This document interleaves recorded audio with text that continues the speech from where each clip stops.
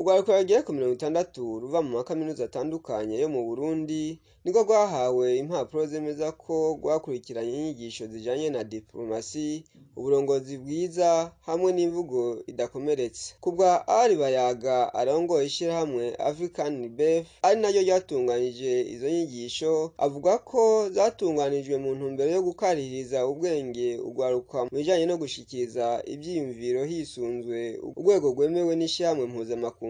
Izi nyigisho twazitunganije kugira dushobore gufasha urwaruka rwo mu makaminuza ibijanye na diplomasi no gukoresha imvugo itababaza no kuntu bashobora kuba abarongozi beza b'igihugu muri kazoza, eka abarongozi beza ba Afrika, kuko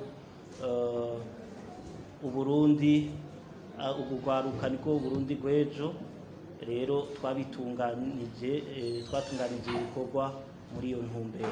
Ari Bayaga avuga kandi ko izo nyigisho zizobafasha kuba abarongozi b'u Burundi beza bejo hamwe no muri Afrika. Izi nyigisho zizobafasha gushikiriza ivyumviro vyabo bakoresheje imvugo itababaza, kandi bizotuma bashobora kuba abarongozi beza b'u Burundi bw'ejo, eka n'abarongozi beza ba Afrika. Mwomenya ko izo nyigisho zamaze indwi 3 zibera mu kigo co kumenyesha amakuru c'ishirahamwe mpuzamakungu mu Burundi.